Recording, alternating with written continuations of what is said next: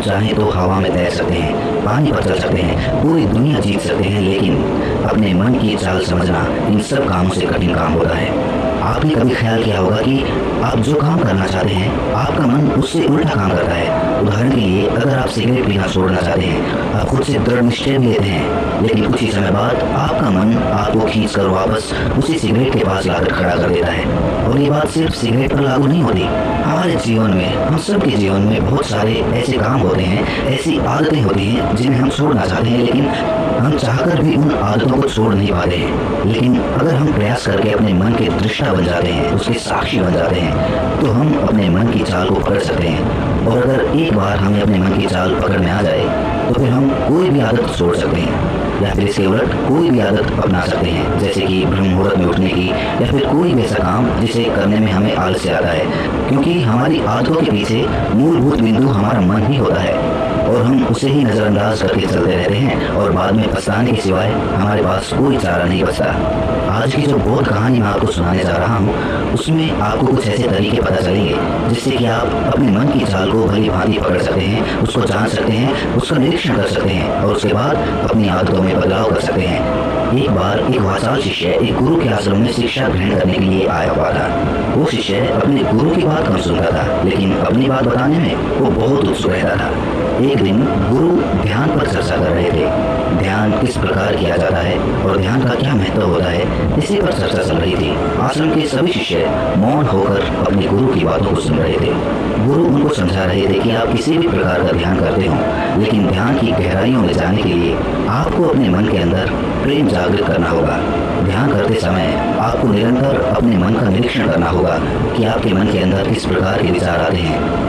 गुरु अपनी बात पूरी करवा दे, इससे पहले ही वो वाचाल शिष्य बीच में ही बोल पड़ा। उसने कहा, गुरुजी, मैं बहुत दिनों से अपने मन का निरीक्षण कर रहा हूँ। मैं हर आने जाने वाले विचार को बड़ी गहराई से देखता हूँ, समझता हूँ, लेकिन उसके बावजूद मेरे मन की आदतों में कुछ बदलाव नहीं आ रहा है। मैं अक्सर सुबह देरी से उठता हूँ और रोज रात को मैं यही सोचकर सोता हूँ कि मैं सुबह जल्दी उठूंगा, जल्दी उठकर ध्यान करूंगा, अपने मन का निरीक्षण करूंगा, लेकिन मैं ये कर नहीं पाता हूँ। मैंने अपने साथी शिष्यों से भी इस बारे में चर्चा की, लेकिन उनके पास भी इसका कोई जवाब नहीं है। इस आश्रम में कोई एक दूसरे से बात ही नहीं करना चाहता, सब लोग चुपचाप रहते हैं, कोई चर्चा नहीं होती। ऐसे हम अपने मन को कैसे समझ पाएंगे, उसका निरीक्षण कैसे कर पाएंगे? जब तक हम अपने मन के विचारों का, अपने मन की आदतों का एक दूसरे के सामने जिक्र नहीं करेंगे, उसकी चर्चा नहीं करेंगे, उस पर बहस नहीं करेंगे, तब तक हम चुप रहकर अपने मन को कैसे समझ पाएंगे? कृपया करके इन सभी शिष्यों को समझाने की कृपा करें कि कम से कम एक दूसरे से अपने मन की बात साझा तो करें। उनके मन में क्या विचार चलते हैं, ध्यान में उनके अंदर क्या बदलाव आता है, वो क्या महसूस करते हैं ध्यान करते वक्त। कम से कम आश्रम में इन बातों की तो चर्चा होनी चाहिए। गुरु ने उस वाचाल शिष्य से पूछा कि तुम दूसरों के मन की बात क्यों जानना चाहते हो, उससे तुम्हारा क्या फायदा होगा? क्या तुम्हें आत्मनिरीक्षण करने के लिए दूसरे के मन के विचार जानना जरूरी है? उनके मन में क्या चलता है, इससे तुम्हारा क्या फायदा होगा? क्या तुम मुझे इस बात का उत्तर दे सकते हो? वाचाल शिष्य ने अपने गुरु से इस प्रकार के उत्तर की अपेक्षा नहीं की थी। उसने सोचा कि बात तो गुरु जी ठीक कह रहे हैं, इससे मेरा क्या फायदा होगा? अगर मैं दूसरे के मन की बात जान भी लूंगा या फिर दूसरों के सामने अपने मन की बात बता भी दूंगा, तो उससे मेरा क्या फायदा होगा? क्या मैं अपने मन को समझ पाऊंगा? वो वाचाल शिष्य अपने ही द्वारा किए गए प्रश्न में उलझ चुका था। उसके पास इसका कोई उत्तर नहीं था, लेकिन फिर भी उसने दूसरे शिष्यों के सामने अपनी बात को ऊंचा दिखाने के लिए गुरुजी से कहा कि गुरुजी, अगर हमें ये पता चल जाएगा कि दूसरे के मन में क्या विचार चलते हैं और उन विचारों का वो ध्यान में जाकर किस प्रकार निरीक्षण करते हैं, तो इससे तो हमें भी ध्यान लगाने में आसानी रहेगी। हम भी अपने ध्यान में उसी प्रकार अपने विचारों का निरीक्षण कर पाएंगे, अपने मन को समझ पाएंगे। क्या आपको नहीं लगता कि गहरा ध्यान लगाने के लिए किन बातों का ध्यान रखा जाए, किस प्रकार अपने मन का निरीक्षण किया जाए, इस बात की चर्चा करने से दूसरे शिष्यों का भी भला हो सकता है। गुरुजी ने उससे पूछा कि मान लो कोई शिष्य गहरा ध्यान लगा पा रहा है और अगर वो तुम्हें अपनी मनोदशा बता भी दे कि किस प्रकार वो अपने मन का निरीक्षण करता है, अपने विचारों का निरीक्षण करता है, तो तुम्हें क्या लगता है कि ये जानकर तुम भी गहरे ध्यान में उतर पाओगे? अगर तुम ऐसा सोच रहे हो तो मैं तुम्हें एक बात बता दूं, कि तुम अपने ही मन के बनाए हुए जाल में खुद फंस जाओगे। अगर तुम्हें कोई ऐसी प्रक्रिया पता चल गई कि गहरे ध्यान में किस प्रकार प्रवेश किया जाता है, तो तुम्हारा मन उसी प्रक्रिया का अनुसरण करने की कोशिश करेगा। तुम वर्तमान में उपस्थित होकर अपनी मनोदशा नहीं समझ पाओगे, बल्कि तुम्हारा मन तो उस प्रक्रिया के विचारों में उलझा रहेगा। तुमने अपने मन को एक काम दे दिया करने के लिए, और तुम्हारा मन उसी काम को करता रहेगा। तुम भी उस काम में सम्मिलित हो जाओगे। तो तुम अपने मन का निरीक्षण किस प्रकार कर पाओगे?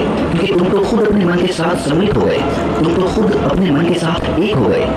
गुरुजी ने बताया कि तुम अपने मन को तभी समझ सकते हो जब तुम अपने मन से अलग हटकर अपने मन को देख पाओ, अपने मन की चाल को दूर से खड़े होकर समझ पाओ। जिस भी विषय को या जिस भी चीज को तुम्हें समझना हो, तुम्हें उसे अलग होकर देखना होगा। अगर तुम उसके साथ एक हो गए तो तुम उसको कभी नहीं समझ पाओगे, तुम उसके साथ सम्मिलित हो जाओगे। जिस प्रकार तुम अपने विचारों को समझने की कोशिश करते हो, लेकिन विचारों को समझते समझते तुम अपने ही विचारों में खो जाते हो। कभी अनुभव किया है तुमने? शिष्य ने हाँ में सर हिलाते हुए कहा कि गुरुजी, जब भी मैं अपने विचारों का निरीक्षण करने लगता हूँ तो ऐसा ही होता है, मैं अपने ही विचारों में खो जाता हूँ। कुछ समय बाद मुझे ध्यान में आता है कि मैं अपने विचारों का निरीक्षण कर रहा था, तो उसके बाद मैं फिर से अपने विचारों का दृष्टा बन जाता हूँ, उनका साक्षी बनने की कोशिश करने लगता हूँ। लेकिन कुछ समय बाद मैं फिर से अपने विचारों के साथ एक हो जाता हूँ। गुरुजी ने सभी शिष्यों को समझाते हुए कहा कि जिस प्रकार एक गुस्से से भरा हुआ आदमी कभी भी अपने गुस्से का निरीक्षण नहीं कर पाता, क्योंकि वो खुद अपने गुस्से के साथ एक हो जाता है, वो अपने गुस्से को ही अपना अस्तित्व मान लेता है, और इसीलिए वो ये कभी नहीं देख पाता कि ये गुस्सा उसके मन को किस प्रकार प्रभावित कर रहा है, किस प्रकार ये गुस्सा उसके मन को दुखी कर जाएगा। वो कभी नहीं देख पाएगा, क्योंकि उसके पास वो कला नहीं है कि वो अपने गुस्से को अपने से अलग करके देख पाए।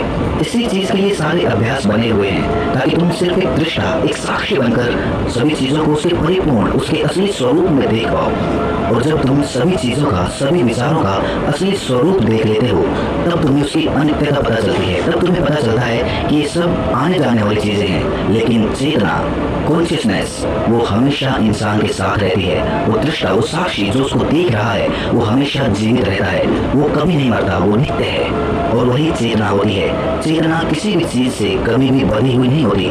चेतना तुम्हारा होश है। दूसरी चीजों को उनके स्वरूप में देख पाने की कला तुम्हें तुम्हारी चेतना से ही मिलती है।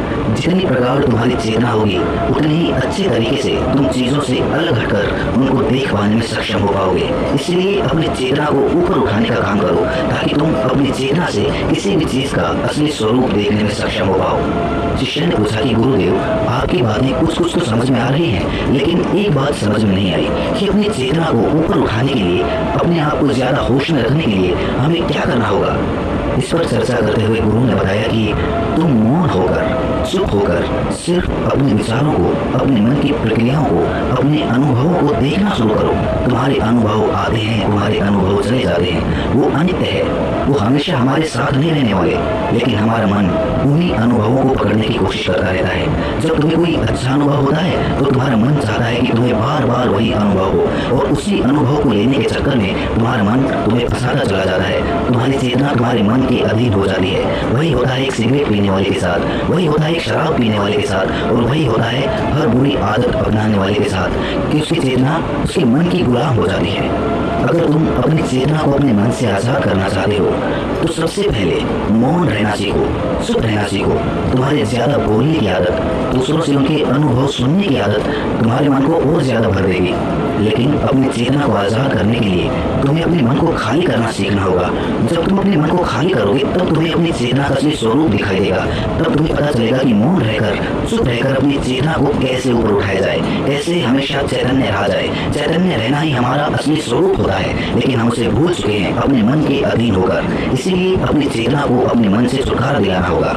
इसके लिए तुम चुप रहकर अपने मन के विचारों को देखना शुरू करो, उसके अनुभवों को महसूस करना शुरू करो।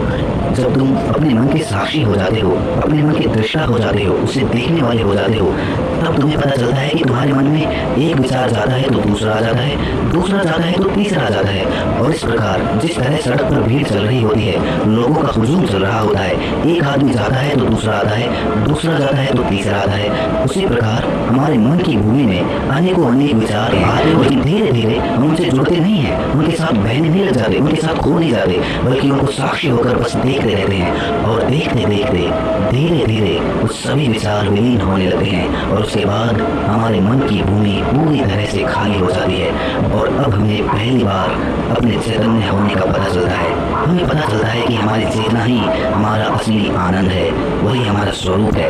और उसके लिए अपने मन की भूमि से खरपतवार हटानी जरूरी होती है। उसके लिए मेहनत नहीं करनी, बस उन विचारों को देखते रहना है। एक विचार जाता है तो दूसरा आता है, दूसरा जाता है तो तीसरा आता है। बस देखते रहो, साक्षी बने रहो, दृष्टा बने रहो और देखते देखते वो विचार विलीन हो जाते हैं। लेकिन इसके लिए तुम्हें चुप रहकर अभ्यास करना होगा। चुप रहकर अपने विचारों का आत्मनिरीक्षण करना होगा, अपने मन की भावनाओं को समझना होगा। कब तुम्हें गुस्सा आता है, कब तुम्हें खुशी होती है, उसे अलग खड़े होकर देखना होगा।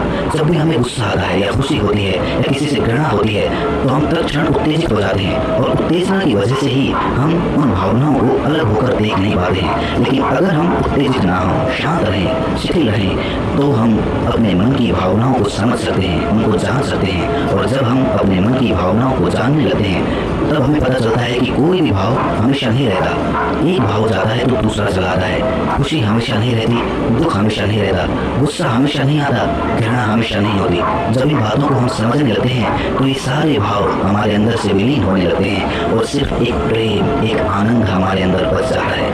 उसे ही हम परमानंद कहते हैं और वही हमारा असली स्वरूप होता है। इसीलिए अपने मन की चाल में तुम खुद मत फंस जाना। अपने मन की चाल को दूर खड़े होकर बस देखते रहना और देखते देखते वो चाल तुम्हारा मन पूरी तरह से विलीन हो जाएगा। और जब कोई मन नहीं बचेगा तभी हम हर चीज में अपना मन लगा सकते हैं, हर काम को पूरे ध्यान पूर्वक कर सकते हैं। असल में मन का विलीन होना ही ध्यान में प्रवेश होता है।